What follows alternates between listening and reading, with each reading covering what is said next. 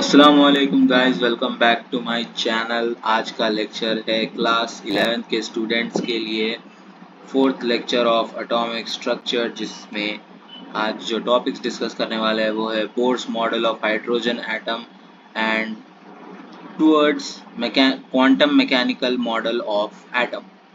ठीक है, दोनों टॉपिक्स आज डिस्कस कर लेंगे। स्टार्ट करेंगे बोर्स मॉडल से। तो देखो, नील्स बोर्स जो है फर्स्ट थे एक्सप्लेन करने में जनरल फीचर्स हाइड्रोजन एटम के। ठीक है, in first to explain general features of hydrogen atom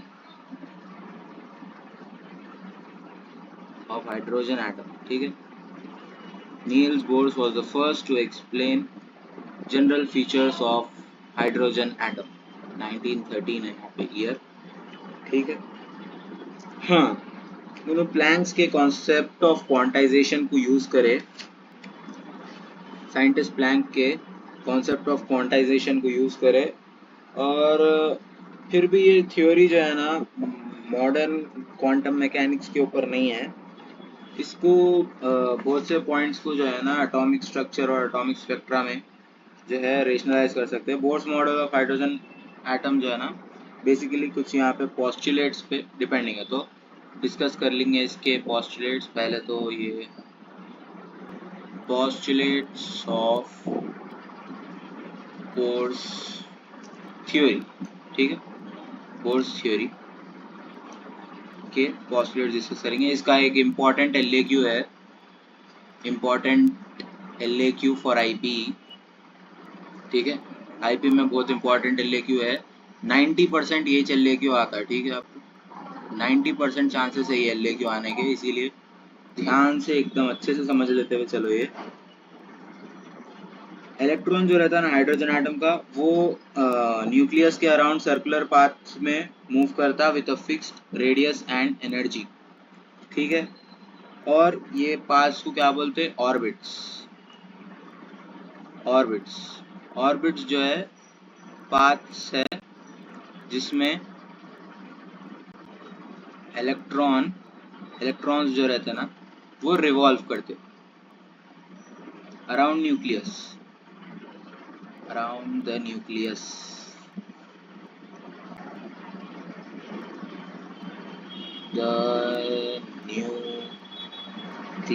ठीक है, एंड ये ऑर्बिट जो है कंसेंट्रिकली अरेंज रहते हैं। कंसेंट्रिकली मतलब ये देखो, ये अगर न्यूक्लियस है पॉजिटिव चार्ज वाला, एक ऑर्बिट है ऐसा, दूसरा ऐसा रहता, एक के अंदर एक है। कंसेंट्रिकल मतलब एक के अंदर एक। अब कंसेंट्रिक सर्कल्स बोल के आपको बाद में पढ़ना रहता मैथ्स में, तो उसकी बात है। देखो, ये एक सर्कल है, ये एक सर्कल है बाहर का। ठीक है, ये एक बाहर का सर्कल है, उसके अंदर एक और एक सर्कल। तो ऐसा एक के अंदर एक सर्कल्स रहते हैं, उसको कंसेंट्रिक सर्कल्स बोलते हैं। ठीक है, वो मैथ्स में भी आता हो बाद में, सर्कल्स नाम के चैप्टर में आता। अब नेक्स्ट पॉइंट है energy of an electron in an orbit does not change with time.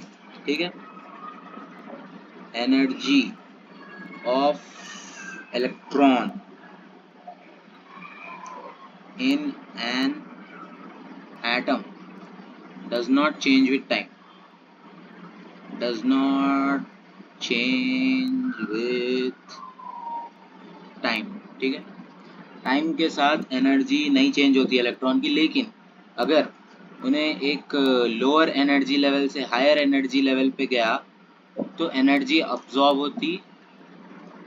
हुई तो जा सकता उन्हें। अगर इलेक्ट्रॉन एनर्जी अब्जॉर्ब करा तो उन्हें lower energy level to higher energy level पे जा सकता, और अगर higher energy level to lower energy level आना है तो उन्हें एनर्जी रिलीज करता। ठीक है, एनर्जी रिलीज करता, ये याद रख लेना है। मगर नॉर्मली तो नहीं होता चेंज एनर्जी में। थर्ड पॉइंट है अपने पास बोर्स पोस्टुलेट्स का। थर्ड पोस्टुलेट है फ्रीक्वेंसी के ऊपर। फ्रीक्वेंसी न्यू से रिप्रेजेंट होती। ठीक है, mu is equal to delta E divided by h, और यहाँ पर h है प्लैंक्स कांस्टेंट, ठीक है, h है प्लैंक्स कांस्टेंट अपना। फिर delta E by h is equal to E2 minus, अच्छा वैसे डेल्टा का मतलब चेंज रहता, ठीक है, मतलब चेंज इन एनर्जी, चेंज उसके सामने वाली क्वांटिटी का तो चेंज इन एनर्जी होता हो, तो वैसे ही E2 minus E1, delta E बोले तो E2 माइनस E1 होता, divided by same Planck's constant. ये है फॉर्मूला, ये फॉर्मूला दिए थर्ड पोस्टुलेट में, ठीक है। E2 और E1 जो है ना एनर्जीज है फर्स्ट ऑर्बिट और सेकेंड ऑर्बिट बोले वैसा, तो जो ऑर्बिट्स रहते हैं ना उसके एनर्जीज रहते E2 E1, और ये फॉर्मूला जो है बोर्स फ्रीक्वेंसी रूल बोलते हैं इसको, बोर्स फ्रीक्वेंसी रूल बोलते हैं। थर्ड पॉइंट हो गया बोर्स फ्रीक्वेंसी रूल, ठीक है, ये फॉर्मूला अच्छे से देख लो। अब फोर्थ पॉइंट की बात करेंगे।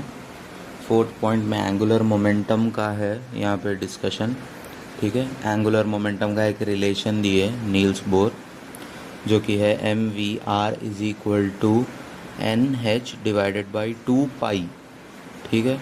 ये एक इम्पॉर्टेंट फार्मूला है, आपके LAQ में आता है ये, तो इसीलिए इसको याद रख लो, नोट करके रख लो। इधर n जो है ना उसके value 1 2 3 so on up to infinity रहते, ठीक है। और h तो प्लैंक्स कांस्टेंट है, m mass of electron, m suffix e भी लिख सकते हो उसको, v जो है वेलोसिटी है, velocity of electron, r radius, तो ऐसा mvr angular momentum is equal to nh by 2 pi. अब यहाँ पे बोर क्या करे, प्लैंक्स थ्योरी को यूज़ करके ये बोले कि जो एंगुलर मोमेंटम रहता वो क्वांटाइज्ड रहता, मतलब उसके वैल्यूज़ जो है ना multiples of h by 2 pi रहते, ठीक है। Momentum is equal to multiples of h by 2 pi, या तो 1h बाई 2 पाई, या तो 2h by 2 pi, 3h by 2 पाई, ऐसा multiples of h by 2 pi, ठीक है।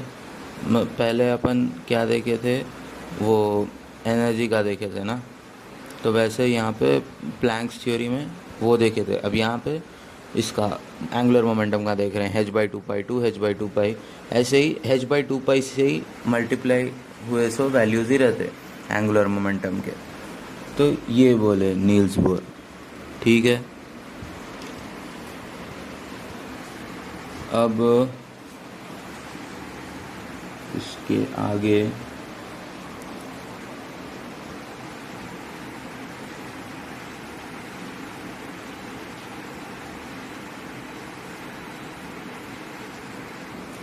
अब देखो बोर जो है ना ये 5 पोस्टुलेट्स के साथ थ्योरी बनाए,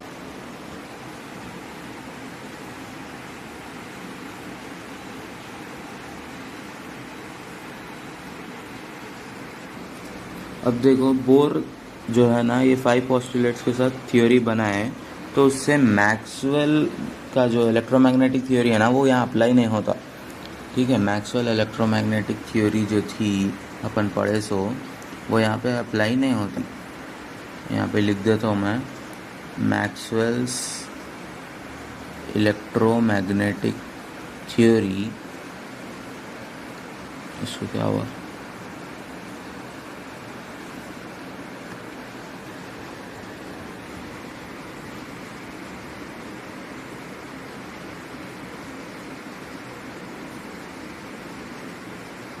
Maxwell's electromagnetic theory doesn't apply here.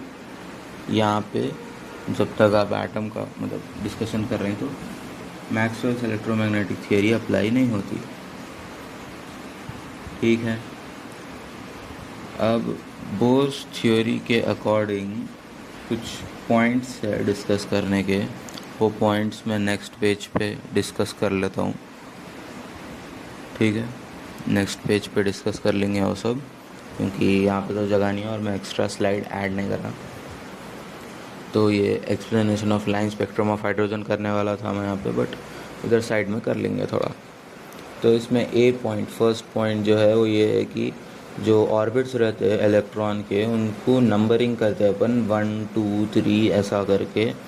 तो ये जो इंटीग्रल नंबर्स हैं इनको प्रिंसिपल क्वांटम नंबर्स बोलते हैं, ठीक है। जो ऑर्बिट्स जो रहते हैं ना, जिसमें इलेक्ट्रॉन्स रिवॉल्व करते अराउंड द न्यूक्लियस, तो उसको उसके नंबर्स है ये। हाइड्रोजन में तो एक ही इलेक्ट्रॉन रहता, उन्हें एक ही ऑर्बिट में रिवॉल्व करेंगे, ठीक है। तो इसको प्रिंसिपल क्वांटम नंबर्स बोल के बोलते हैं, ठीक है। ये अच्छे से याद रख लेना, प्रिंसिपल क्वांटम नंबर्स मतलब क्या बोला तो सिंपली नंबर ऑफ ऑर्बिट्स। अगर प्रिंसिपल क्वांटम नंबर 2 है बोला तो सेकेंड ऑर्बिट में है एटम बोले वैसा, ठीक है। ये हो गया फर्स्ट पॉइंट। अब डिस्कस करेंगे बी यानी सेकेंड पॉइंट, और बी यहाँ पे दिया हुआ है रेडियस ऑफ जो है स्टेशनरी स्टेट्स या फिर ऑर्बिट्स, रेडियस ऑफ ऑर्बिट्स दिया हुआ है is equal to n square a naught. अब देखो ए सफिक्स ज़ीरो अगर या फिर कोई भी क्वांटिटी सफिक्स ज़ीरो रहा तो उसको नॉट बोलते हैं। अब जैसा कि मैं ए नॉट बोला, ठीक है। तो ए नॉट की वैल्यू क्या है 52.9 पिकोमीटर है। पिकोमीटर ये बहुत स्मॉल वैल्यू रहती, पिकोमीटर बोल तो मीटर से बहुत कम रहती। तो a naught is equal to 52.9 picometre, constant है ये। अब ये रेडियस ऑफ फर्स्ट और स्टेशनरी स्टेट मतलब फर्स्ट ऑर्बिट का जो रेडियस रहता है उसको बोर ऑर्बिट बोलते हैं।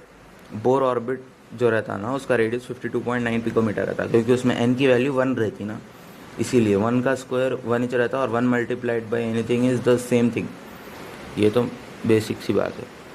तो इसीलिए 52.9 पिकोमीटर इच आता radius Bohr's orbit. Bohr's orbit basically first orbit. अब हाइड्रोजन इलेक्ट्रॉन का जो एटम मतलब हाइड्रोजन एटम का जो इलेक्ट्रॉन था वो तो फर्स्ट ऑर्बिट में रहता ना,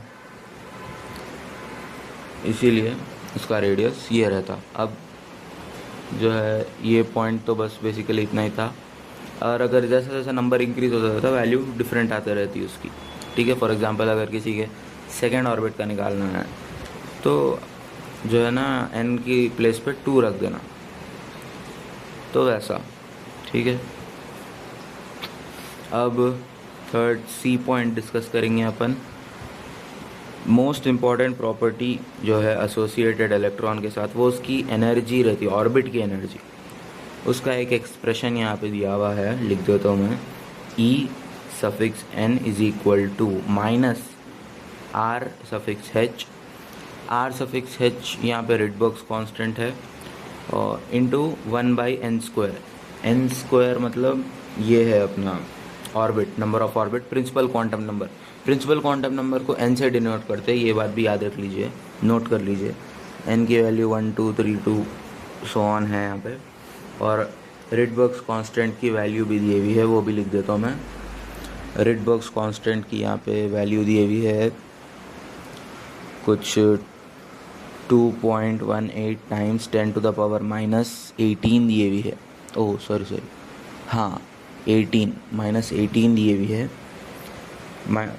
तो ये है रिडबर्ग्स कांस्टेंट की वैल्यू जूल्स में, ठीक है। इससे पहले अपन पढ़े थे उसको मीटर इन्वर्स में, सेंटीमीटर इन्वर्स में पढ़े थे। यहाँ पे वो जूल्स में दी हुई है, तो यूनिट्स पे कंसंट्रेट करना भी ज़रूरी है, ठीक है। अब यहाँ पे एनर्जी थोड़े कैलकुलेट करके बताता हूँ मैं। Energy of the lowest state also called as ground state. Ground state की energy E1 is equal to -2.18 times 10 to the power -18, ठीक है। क्योंकि नंबर 1 है, n इज इक्वल टू 1 है, तो इसीलिए वहाँ पे वो सेम वैल्यू आ गई। यहाँ पे -2.18 into 10 to the power of -18 into 1/2 square लिखना रहता, क्योंकि E2 में n इज इक्वल टू 2 रहता, तो उसको 4 से डिवाइड करे बाद वो -0.545 इंटू 10 पावर -18 जूल्स आ रहा, मगर 0.5 भी लिख सकते, ठीक है। उतना एग्जैक्ट तो उतना अब देखो एक पॉइंट पे डिस्कस कर रहे हैं कि जब एनर्जी ज़ीरो रहती ना तो एन की वैल्यू इन्फिनिट रहती, मतलब ऑर्बिट की जब एनर्जी ज़ीरो रहती तो इन्फिनिटली दूर रहता है इलेक्ट्रॉन न्यूक्लियस से, इसीलिए तो कोई अट्रैक्शन नहीं रहता ना उसका। अगर इलेक्ट्रॉन रिवॉल्व करना न्यूक्लियस के अराउंड बोले तो न्यूक्लियस अट्रैक्ट करना उसको, तो अगर n इज़ इक्वल टू 1 रहा तो एनर्जी वो क्या -2.18 रहती। लेकिन अगर ऑर्बिट्स, अगर इलेक्ट्रॉन दूर जाते गया तो नंबर ऑफ ऑर्बिट्स बढ़ता रहता है, इलेक्ट्रॉन के वो जो ऑर्बिट की एनर्जी रहती वो कम होते रहती। ठीक है, वो कम होते रहती एनर्जी, एक तक पॉइंट पे उन्हें ज़ीरो हो जाती जब n की वैल्यू बहुत ज़्यादा, मतलब इन्फिनिट हो जाती, एकदम बहुत ही ज़्यादा हो जाती, बहुत ही दूर चले जाता है इलेक्ट्रॉन, तो एनर्जी ऑफ ऑर्बिट पूरी तरह से ज़ीरो हो जाती। उससे हाइड्रोजन मतलब एक इलेक्ट्रॉन लूज़ कर लिया वैसा होता तो उन्हें H+ बन जाता। ठीक है, H+ बन जाता है। यहाँ पे मैं ग्रीन कलर से लिख देता हूँ ताकि ज़रा हाईलाइट हो गया वैसा। ठीक है, तो उन्हें आयन बन जाता, बेसिकली H+ आयन बन जाता, H+ आयन बोलते हैं उसको। ठीक है, इसीलिए जो है ना वो इक्वेशन में भी नेगेटिव साइन था, उन्हें ज़ीरो एनर्जी की स्टेबिलिटी को जो है ना मतलब डिपिक्ट करता। अब डी पॉइंट का भी डिस्कशन कर लेंगे इसके बाद अपन यहाँ पे से। ठीक है, डी पॉइंट का डिस्कशन कर लेंगे। ये तो हो गया, इतना ही बोलना था, इसमें और कुछ बोलने का था नहीं। H+ आयन बन जाता। अब डी पॉइंट क्या है बोले तो पहले ये इरेज कर देता हूँ मैं। डी पॉइंट भी बहुत सिंपल सा है, ये कट कर दे रहा हूँ इसीलिए कि अभी एक्सप्लेनेशन ऑफ लाइन स्पेक्ट्रम शुरू नहीं हुआ, अभी यही चल रहा है, अभी बोर्स थ्योरी का ही पॉइंट चल रहे हैं अभी। और 2 पॉइंट्स है, ये यहाँ पे लिख दे रहा हूँ मैं। At E is equal to 0, n is equal to infinity, H becomes H+, hydrogen becomes ion, hydrogen ion. Okay, हाँ, तो अब डी पॉइंट डिस्कस कर लेंगे। डी पॉइंट में क्या है बोले तो बोर्स थ्योरी जो है ना, आयन्स जिसमें 1 इलेक्ट्रॉन है उन सब पे अप्लाई होती। जैसे कि हीलियम प्लस है, जो भी आयन्स है जिसमें से एक इलेक्ट्रॉन, जैसे कि जो है अपने हाइड्रोजन के जैसे हाइड्रोजन में एक इलेक्ट्रॉन है ना, वैसे जब हीलियम है वो हीलियम प्लस है, लिथियम 2+ है, लिथियम अगर 2 इलेक्ट्रॉन्स लूज कर जाए तो 1 रहता है उसके पास, राइट। तो वैसे बेरिलियम 3+ है, वैसे जो है ना पूरे सोन जितने भी आयन्स बनते 1 इलेक्ट्रॉन के उन सब पे अप्लाई होती। ठीक है, और एनर्जी भी इन लोगों की ऐसी एसोसिएटेड है। एनर्जी का फॉर्मूला बस थोड़ा सा अलग है इसमें, अब वो क्या अलग है वो मैं लिख देता हूँ यहाँ पे।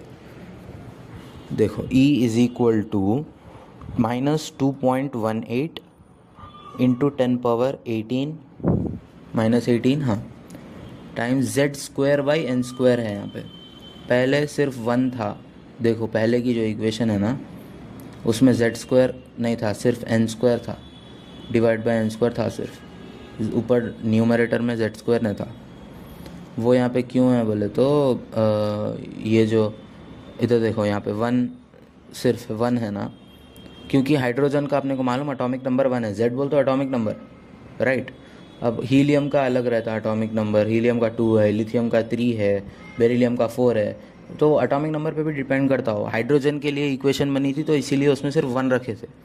यहाँ पे जो एलिमेंट का आप देखना चाह रहे हैं एनर्जी इन ऑर्बिट, उसका एटॉमिक नंबर भी इम्पॉर्टेंट रहता, वो भी देख लेना रहता। ठीक है, तो वो भी बेसिकली इम्पॉर्टेंट चीज़ है, इसीलिए फार्मूला ऐसा हुआ। अब रेडियस का फार्मूला भी चेंज होता, रेडियस जो है ना 52.9 n² डिवाइड बाई Z होता। रेडियस भी जो है ना डिपेंड करता अब अपने एटॉमिक नंबर पे। ठीक है, तो ये भी अच्छे से याद रखना, ये भी फार्मूलाज इम्पॉर्टेंट है। ठीक है,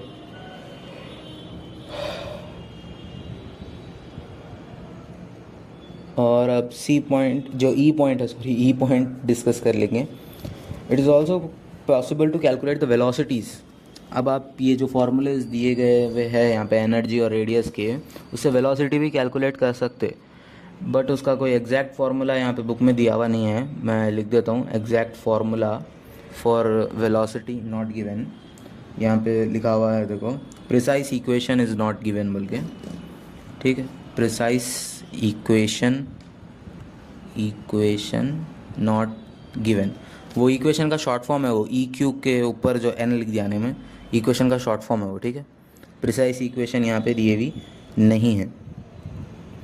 और यहाँ पे ये है देखो पॉइंट, इतना नोट कर लो कि वेलोसिटी ऑफ इलेक्ट्रॉन का जो मैग्नीट्यूड रहता है ना, वो इंक्रीज़ होता पॉजिटिव चार्ज से, ठीक है। अगर पॉजिटिव चार्ज इंक्रीज़ हुआ तो वेलोसिटी भी इंक्रीज़ होती है इलेक्ट्रॉन की।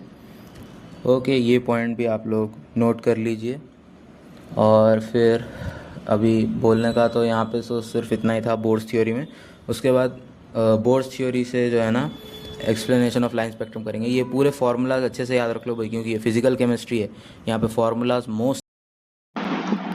अब बात करेंगे explanation of line spectrum of hydrogen atom के ऊपर, ठीक है। अब इस कॉन्सेप्ट की बात करेंगे, इसके बारे में डिस्कशन करेंगे। अब देखो लाइन स्पेक्ट्रम जो कि अपन पहले भी देख लिए, उसको अब बोर्स थ्योरी से और अच्छे से एक्सप्लेन कर सकते हो, ठीक है। बोर्स थ्योरी के हेल्प से लाइन स्पेक्ट्रम और अच्छे से एक्सप्लेन कर सकते हो। कैसा, वो देखेंगे।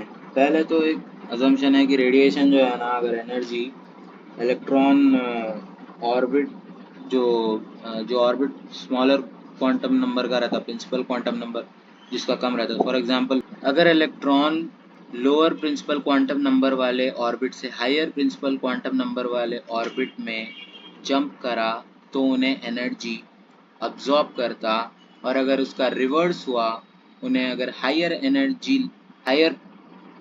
प्रिंसिपल क्वांटम नंबर वाले ऑर्बिट से लोअर प्रिंसिपल क्वांटम नंबर वाले ऑर्बिट पे आया तो उन्हें एनर्जी रिलीज करता। रिलीज भी बोल सकते, एमिट भी बोल सकते, इसको अब्जॉर्ब बोल सकते, ठीक है।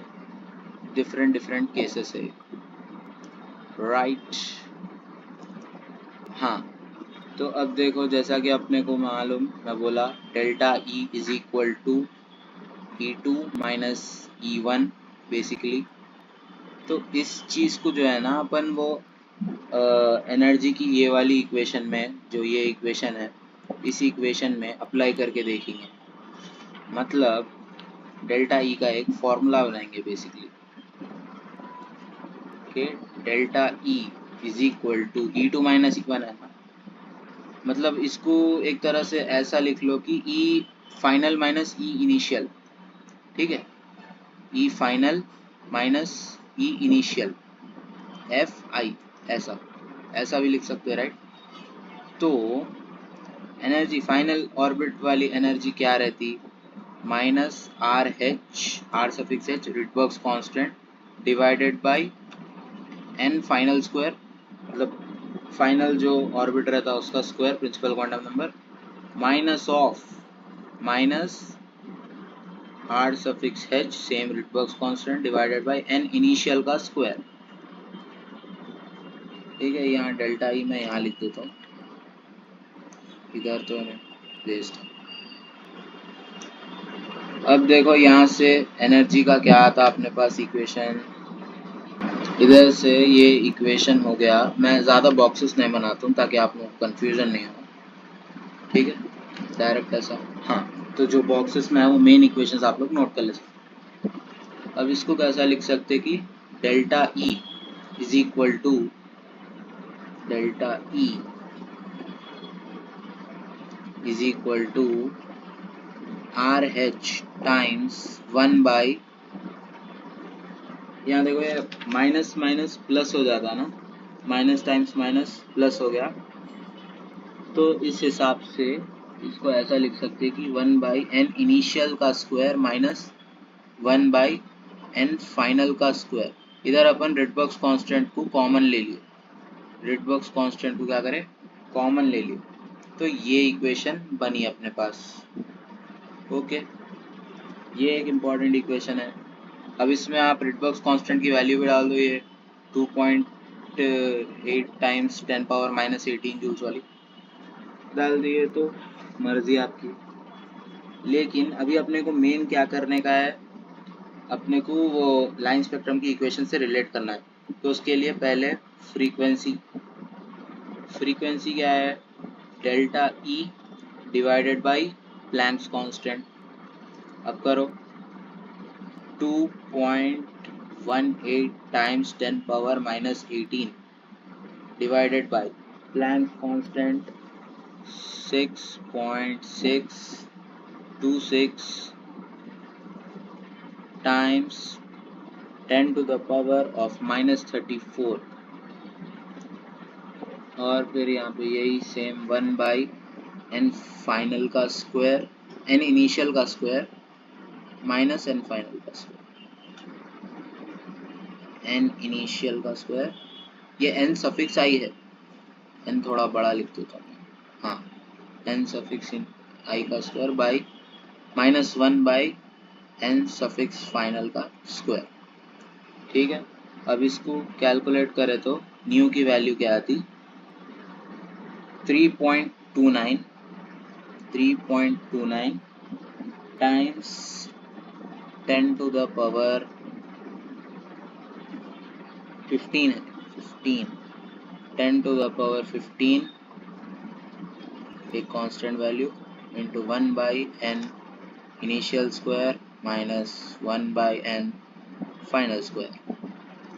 ये आ गई किसकी वैल्यू अपने पास, फ्रीक्वेंसी की। ठीक है, mu is equal to frequency, mu is equal to frequency, hertz में है फ्रीक्वेंसी, हर्ट्ज में। अब अपने को निकालना है वेव नंबर के टर्म्स में निकालना है। वेव नंबर क्या रहता, वेव नंबर न्यू बार जो है ना, new by speed of light रहता। ठीक है, mu by speed of light. इसको करेंगे नेक्स्ट पेज पे। ठीक है, यहाँ पे नेक्स्ट पेज पे बेसिकली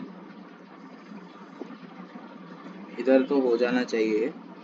तो यहाँ से अपना न्यू बार जो रहता, वेव नंबर जो रहता, वो हो जाता 3.29 into 10 power 15 divided by 3 into 10 power 8 जो कि स्पीड ऑफ लाइट है, 1 by N initial square minus 1 by N final square. अब इधर से कैलकुलेशन करने के बाद वैल्यू आती 1.09677 times 10 to the power 7 into 1 by N initial का square minus 1 by N final का स्क्वायर। ये आ गया फाइनल वेव नंबर का इक्वेशन।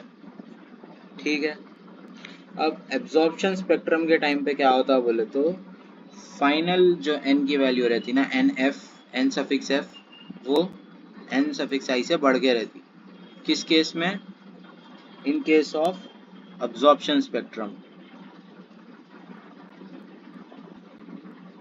एब्जॉर्प्शन स्पेक्ट्रम के केस में। और वही उसके ऑपोजिट, अगर n suffix i greater than n suffix f है तो वो केस में एमिशन स्पेक्ट्रम आता। ठीक है, एमिशन स्पेक्ट्रम।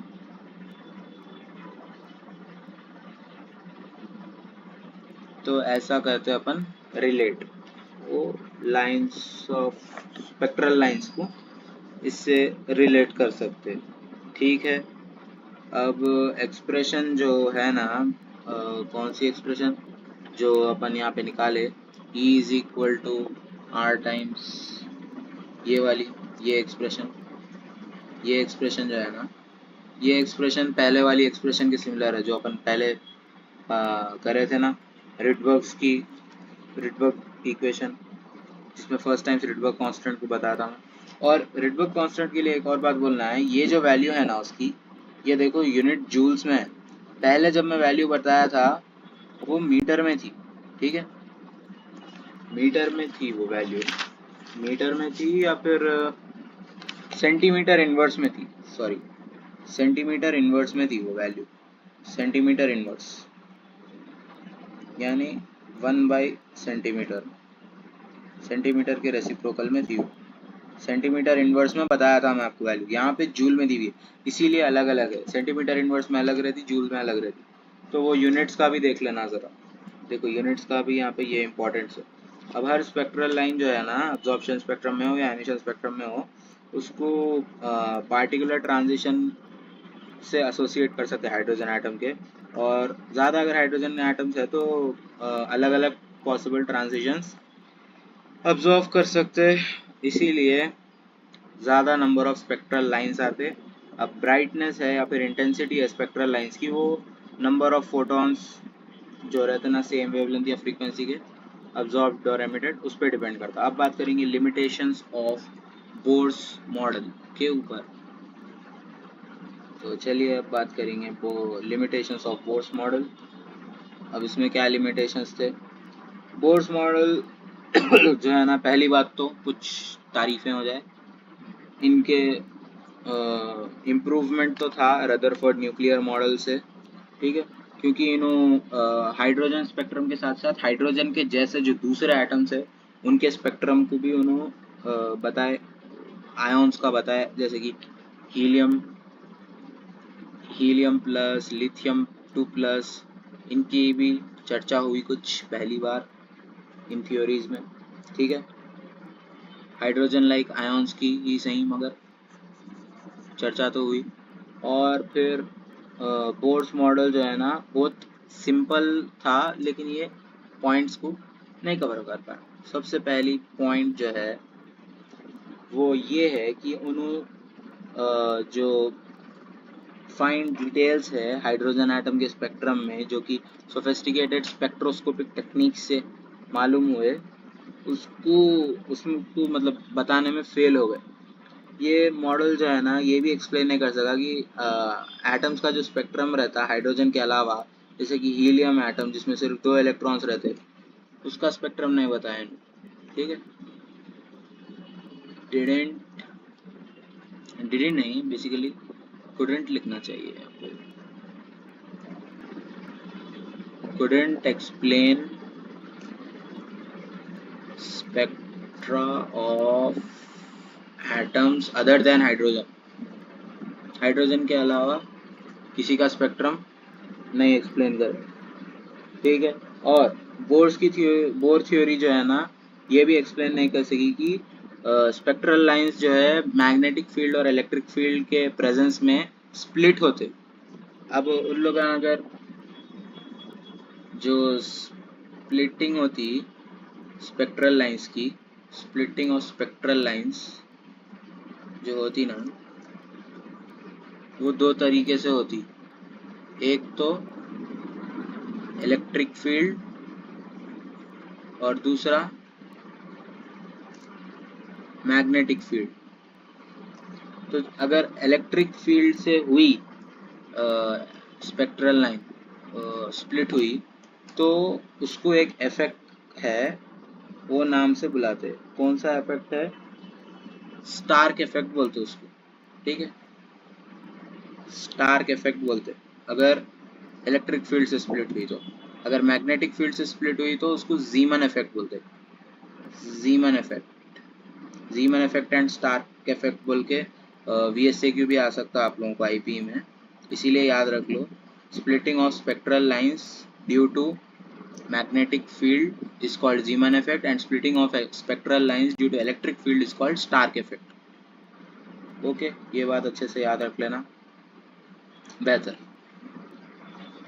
और सेकेंड पॉइंट जो है उसका ये है कि उन्होंने ये भी एक्सप्लेन नहीं करे कि एटम्स जो है बॉन्ड्स बना के मॉलिक्यूल्स बना सकते ना, वो भी एक्सप्लेन नहीं करे। couldn't explain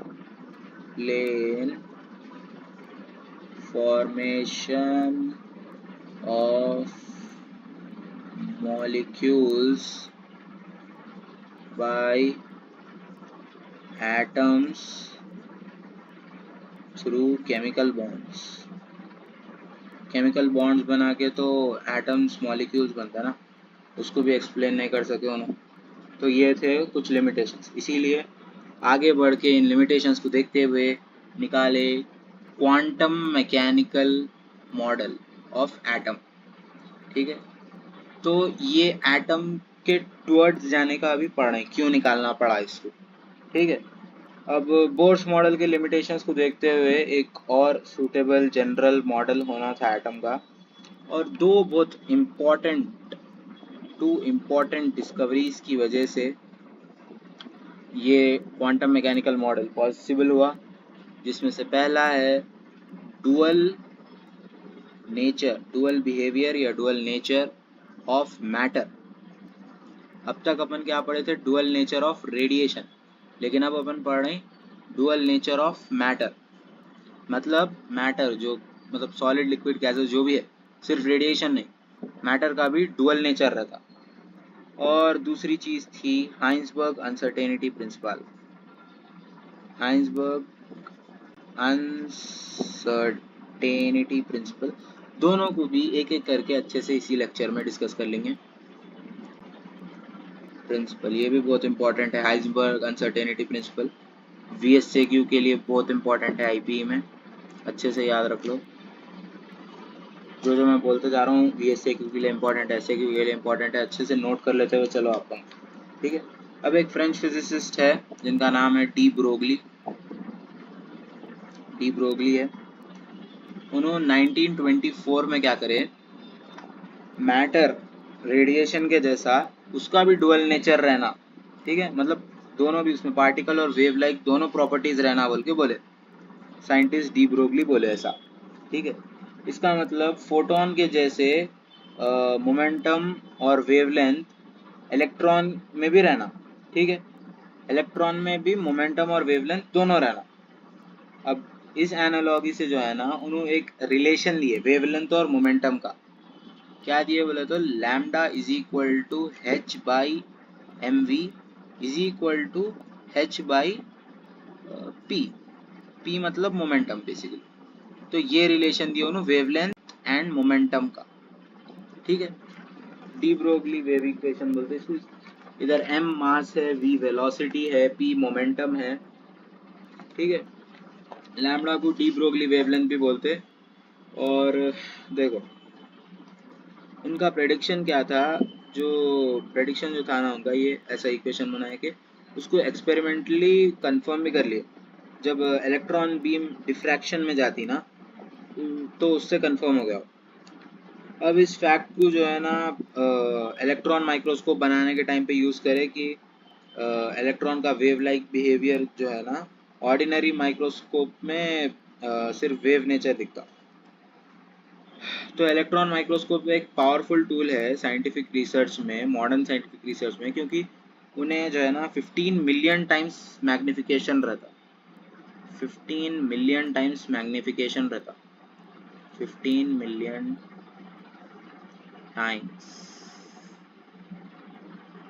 टाइम्स मैग्निफिकेशन रहता उसमें। मतलब कि आप देखो, अगर S24 अल्ट्रा में 100x जूम है बोलते, यहाँ से बहुत दूर तक देख सकते, इसमें 15 मिलियन टाइम्स मैग्निफिकेशन है। तो सोचो वो कितना ज़्यादा बड़ा होगा, मतलब कितना ज़्यादा अपन डीप में देख सकते हैं उससे इलेक्ट्रॉन्स को। अब देखो हर ऑब्जेक्ट जो मोशन में है उसका वेव कैरेक्टर है, ऐसा डी ब्रोगली बोले, अकॉर्डिंग टू डी ब्रोगली, ठीक है। वेवलेंथ जो है ऑर्डिनरी ऑब्जेक्ट्स के जो रहते हैं, अब जैसे कि अपने जो भी पेन बुक ये सब है उसके बहुत कम रहते हैं, क्योंकि उनका मास ज़्यादा रहता है। यहाँ पे देखो वेवलेंथ, इस इक्वेशन से क्या बात निकल के आ रही कि wavelength is inversely proportional to mass, ठीक है। ये पॉइंट तो निकल के आ रहा ना कि वेवलेंथ जितनी ज़्यादा रहेंगी मास उतना कम रहना, मास जितना ज़्यादा रहा वेवलेंथ उतनी कम रहती। इसीलिए अब ये अपने जो भी चीज़ें हैं उनका मास बहुत ज़्यादा रहता कंपैरेटिवली, इसीलिए वेवलेंथ कम रहती, इसीलिए वेव प्रॉपर्टीज उनके डिटेक्ट नहीं कर सकते। और वेवलेंथ जो इलेक्ट्रॉन्स की रहती और दूसरे सब एटॉमिक पार्टिकल्स की रहती जिनका बहुत कम मास रहता, वो डिटेक्ट कर सकते, ठीक है। अब एक प्रॉब्लम है यहाँ पे 2.12, वो करे तो थोड़ा अच्छे से समझ में भी आ जाता, ठीक है। क्वेश्चन 2.12 कर लेंगे सॉल्व। तो क्वेश्चन 2.12 में क्या बोल रहा है इन्हें, what will be the wavelength of ball of mass दिया हुआ है 0.1 kg, ठीक है। ये NCERT की 2.12 प्रॉब्लम है भाई, जरा देख लो। मैं वैसे दूसरा लेक्चर बनाता हूँ लेकिन प्रॉब्लम्स का, लेकिन यहाँ पे क्या बोलते सो इसीलिए करा रहा हूँ ये प्रॉब्लम कि ये प्रॉब्लम से समझ में आता आप लोगों को कॉन्सेप्ट पूरा अच्छे से। प्रॉब्लम्स भी इम्पोर्टेंट है। और moving with velocity of 10 metre per second, उसकी वेलोसिटी दे दिया 10 मीटर पर सेकेंड। अब इसकी वेवलेंथ पूछ रहा, ठीक है। वेवलेंथ आती ना अपने को, यहाँ पे सोल्यूशन लिख दो। सोल्यूशन क्या है, सोल्यूशन देखो भाई बेसिकली ये है कि अपने को मालूम lambda is equal to H, यानी कि Planck's constant 6.626 times 10 power minus 34 divided by mass दिया हुआ है 0.1 times velocity 10 metre per second. तो इस हिसाब से इसकी वैल्यू क्या हो गई लैम्डा की 6.626 times 10 to the power minus 34, ठीक है। ये हो गई मीटर में वेवलेंथ की वैल्यू, वेवलेंथ का मीटर रहता नहीं है, हाँ। तो ये आ गई इसकी वैल्यू मीटर में, ठीक है। ऐसे ही अपन कैलकुलेट कर सकते हैं डी ब्रोगली वेवलेंथ की जो इक्वेशन है उससे। अब यहाँ पे थोड़े और 2-3 प्रॉब्लम्स है, उसमें आपको दूसरे चीज़ें कैलकुलेट करना है, जैसे कि काइनेटिक एनर्जी करना है किसी में मास करने का कैलकुलेट। अब इसको ही इक्वेशन को ऊपर नीचे करके कैलकुलेट कर ले सकते हो, ठीक है। अब आगे बात करेंगे हाइंसबर्ग अनसर्टेनिटी प्रिंसिपल के ऊपर, आज का लास्ट कॉन्सेप्ट। वॉर्नर हाइंसबर्ग एक जर्मन फिजिसिस्ट है और 1927 में 1927 में उन्होंने क्या करे ना, उन्होंने ये स्टेट करे कि एक अनसर्टेनिटी प्रिंसिपल स्टेट करे जिसमें डुअल बिहेवियर ऑफ मैटर और रेडिएशन से एक कॉन्सिक्वेंस है। It states that it is impossible to determine, मैं यहाँ पे लिख दे रहा हूँ, it is impossible to determine simultaneously the exact position and exact momentum or velocity of an electron।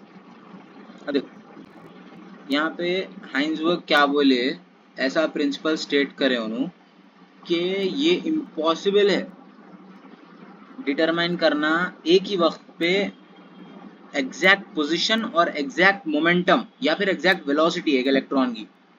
एक इलेक्ट्रॉन है, एक ही वक्त पे उसकी पोजीशन क्या है, उसका मोमेंटम क्या है, नहीं पता लगा सकते आप, ये बोले उन्होंने, ठीक है। ऐसा स्टेट करे, ठीक है।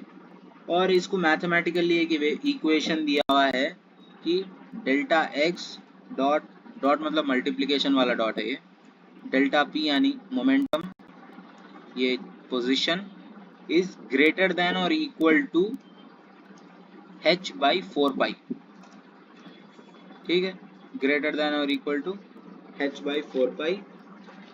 अब मोमेंटम अपने को मालूम कि मास इनटू वेलोसिटी रहता मोमेंटम, तो इस हिसाब से delta x times delta of M V suffix x is greater than और equal to h by 4 pi, जिससे इक्वेशन आती delta x dot delta v suffix x is greater than और equal to h by 4 pi, right.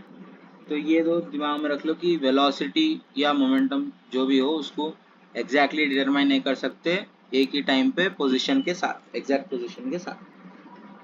अब delta x यहाँ पे uncertainty इन position और delta P है uncertainty in momentum of the particle, ठीक है। अब अगर पोजीशन अननोन है इलेक्ट्रॉन की तो डेल्टा एक्स मतलब अगर बहुत कम है, बहुत अपने को एक्यूरेटली होने का है, तो वेलोसिटी जो रहती ना इलेक्ट्रॉन की वो अनसर्टेन आती, ठीक है, मतलब एग्जैक्ट नहीं आ सकती एक ही समय में। अब अगर वेलोसिटी मालूम है अपने को प्रिसाइसली तो इलेक्ट्रॉन की पोजीशन अनसर्टेन रहती, वो अपने को उतनी एग्जैक्ट नहीं मालूम रहती, दूर दूर से थोड़ी नियरेस्ट वैल्यू ऐसा मालूम रहती, समझे। इसीलिए अगर फिजिकल मेजरमेंट्स करें इलेक्ट्रॉन की पोजीशन या फिर वेलोसिटी पे तो आउटकम जो है ना एक फजी या ब्लर पिक्चर आता, मतलब सही नहीं आता भाई, आउटकम एग्जैक्ट नहीं आता बोल के बोले उन्होंने, राइट। अब इसको एक एग्जांपल से एक्सप्लेन करता हूँ मैं। अगर आपको एक शीट ऑफ पेपर है, उसकी अगर थिकनेस मेजर करो बोले, ये पेपर है यहाँ पे, ये पेपर जो रहता है ना, उसकी थिकनेस मेजर करो बोले आपको, जो मतलब उसका चौड़ाई, मतलब क्या है वो, हाइट बेसिकली, यहाँ पे जो थिकनेस रहती ना भाई उसकी, यहाँ वो थिकनेस मेजर करो बोले, ऐसी मीटर स्टिक से जिस पे कोई मार्क ही नहीं है, मतलब कोई ऐसी ऐसी एक रैंडम लकड़ी दे दी है, उस पे एक भी मार्क नहीं है, ठीक है। कोई मतलब आप ये नहीं बोल सकते कि मीटर है सेंटीमीटर है, मीटर सेंटीमीटर तो दूर की बात है, पेपर की थिकनेस रहती कितनी, पेपर इतना पतला रहता, इतना चिन्ना मिन्ना, ठीक है, इतना पतला रहता पेपर, इसको आप बेसिकली मिलीमीटर में मेजर करना पड़ता, ठीक है। लेकिन बिना मार्क वाली स्केल से मेजर करो बोले तो बेसिकली वो कोई सेंस ही नहीं, ठीक है, मीनिंगलेस है। तो ऐसी एक्यूरेसी ऑब्टेन करने के लिए अपने को एक इंस्ट्रूमेंट बनाना पड़ता है जिसके यूनिट्स जो है ना पेपर की थिकनेस से कम हो, तो पेपर की थिकनेस निकाल ले सकते हैं अपन आराम से, ठीक है। अब अगर अपने को वैसे ही अगर अपने को इलेक्ट्रॉन की पोजीशन डिटरमाइन करना है, तो एक ऐसी मीटर स्टिक बनाना पड़ता है जिसमें डायमेंशन जो है ना इलेक्ट्रॉन के रिलेटिवली बहुत कम रहना, ताकि अपन आराम से ऐसा निकाल सकते। अब ऐसे इलेक्ट्रॉन को देखने के लिए अपन क्या कर सकते हैं, उस पर लाइट मार सकते हैं, या फिर इलेक्ट्रोमैग्नेटिक रेडिएशन मार सकते हैं। तो ये लाइट से जो है ना कम वेवलेंथ वाली लाइट से इलेक्ट्रॉन के डायमेंशन जो रहते हैं, उससे अगर कम वेवलेंथ वाली लाइट है तो हाई मोमेंटम जो रहता है ना फोटॉन्स का, वो चेंज करता है इलेक्ट्रॉन्स की एनर्जी कोलिजन से। अब इस कोलिजन से अपन जो है ना इलेक्ट्रॉन की एग्जैक्ट पोजीशन तो मालूम हो जाती, लेकिन अपने को उसके वेलोसिटी के बारे में बहुत कम मालूम हो जाता, ठीक है। यहाँ से लाइट ऐसा पास कर रहे हैं आप, यहाँ से लाइट ऐसा पास कर रही बहुत कम वेवलेंथ की, लैम्डा बहुत कम है उसका। फोटोन का क्या है equation, p is equal to H by lambda, momentum ज़्यादा रहा लैम्डा कम, लैम्डा ज़्यादा रहा मोमेंटम कम, ठीक है। तो वैसा यहाँ पे इलेक्ट्रॉन है आपका, दोनों आ रहे आए कोलाइड हुए वापस चले गए, तो जब कोलाइड हुए तो उसकी पोजीशन मालूम हो गई एग्जैक्ट, ठीक है, पोजीशन एग्जैक्ट मालूम हो गई, बट वेलोसिटी एग्जैक्ट नहीं मालूम हुई, वेलोसिटी एग्जैक्ट मालूम नहीं हुई, थोड़ी मतलब बहुत कम मालूम हुआ वेलोसिटी के बारे में, लेकिन थोड़ा बहुत। अब जो है ना हाइंसबर्ग अनसर्टेनिटी प्रिंसिपल का सिग्निफिकेंस देखो, इसका इम्पोर्टेंट इम्प्लीकेशन ये है कि वो डेफिनेट पाथ या फिर ट्रैजेक्टरीज ऑफ इलेक्ट्रॉन्स और दूसरे सिमिलर पार्टिकल्स के एग्जिस्टेंस को रूल आउट कर देता बेसिकली। अब ट्रैजेक्टरी जो रहती ना ऑब्जेक्ट की, वो उसकी लोकेशन और वेलोसिटी एट वेरियस मोमेंट से मालूम होती। अगर अपने को मालूम है कि एक बॉडी एक पर्टिकुलर इंस्टेंट पे कहाँ है और उसकी वेलोसिटी क्या है, तो उसके फोर्सेस क्या है ये वो सब मालूम रहा, तो अपन बोल सकते कि बॉडी कहाँ पे रह सकती थोड़े टाइम के बाद। इसीलिए अपन ये कंक्लूड कर सकते हैं कि position of an object and its velocity fix it's trajectory, ठीक है। अब एक सब एटॉमिक पार्टिकल के लिए जैसे कि इलेक्ट्रॉन है, साइमल्टेनियसली डिटरमाइन करना इम्पॉसिबल है कि उसकी पोजीशन और वेलोसिटी जो है ना साइमल्टेनियसली आप नहीं कैलकुलेट कर सकते, जितना मतलब अपने जितना एक्यूरेट होना उतना तो नहीं कर सकते। तो इसीलिए बेसिकली आप बात नहीं करना इलेक्ट्रॉन की ट्रैजेक्टरी के बारे में।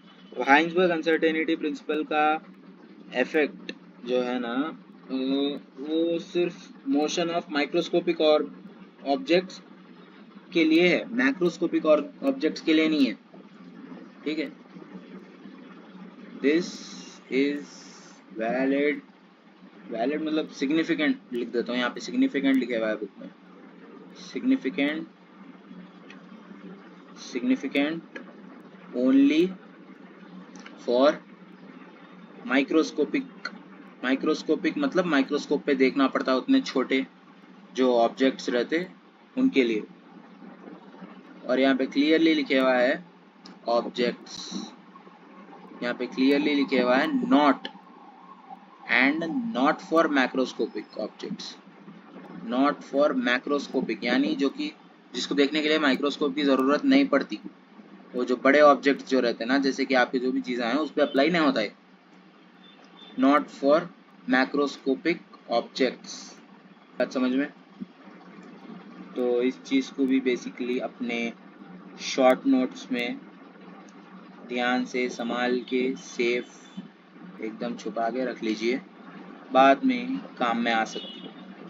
कभी अगर आपको डाउट हुआ कि वैसा बोल तो ऐसा रहना था, बोल तो जरा याद आ जाता, अरे ये था इसका। अब अनसर्टेनिटी प्रिंसिपल जो है ना, एक मास वाले ऑब्जेक्ट पे, मतलब जैसे कि एक मिलीग्राम का ऑब्जेक्ट है उस पर अप्लाई करे तो देखो, देखेंगे यहाँ पे अप्लाई करके, delta V dot delta X is equal to H by 4πm। Okay, अच्छा एक सेकेंड, मैं यहाँ पे, हाँ यहाँ पे मैं m लिखना भूल गया था, सॉरी। ये m मास वाला, मास जो है ना वो यहाँ पे आने का था, मैं लिखना भूल गया था, अब यहाँ लिखते हो, ठीक है। तो यहाँ पे देखो, अब इसकी वैल्यू क्या आती, h बाई 4πm का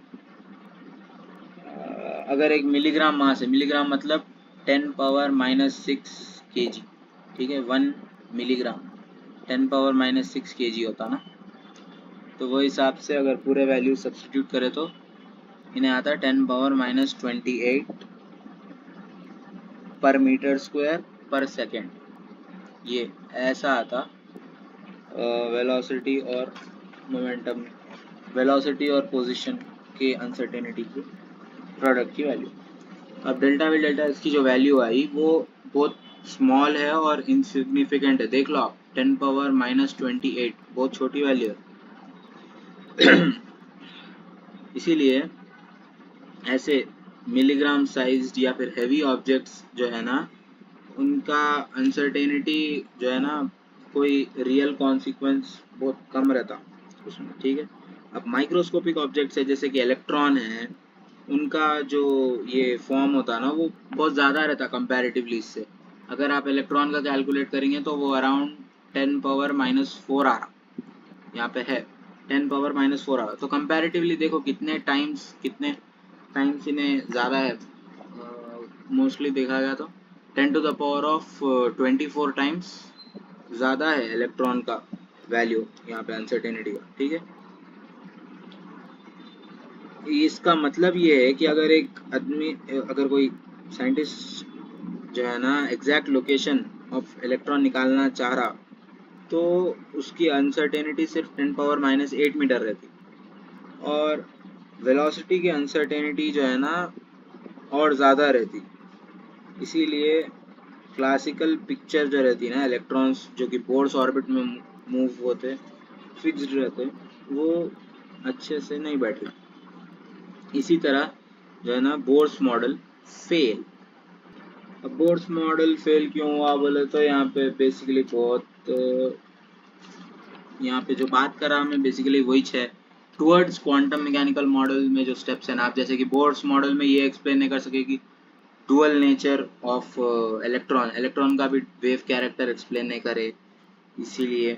और बोर्स मॉडल जो है ना वो ये भी करा कि उन्हें हाइंसबर्ग अनसर्टेनिटी प्रिंसिपल को भी कॉन्ट्राडिक्ट करा। अब ऐसे वीकनेसेस होने की वजह से उसको एक्सटेंड करने का कोई पॉइंट नहीं बना, इसीलिए एक नया मॉडल बना है एटम का जिसका नाम था क्वांटम मैकेनिकल मॉडल, ठीक है।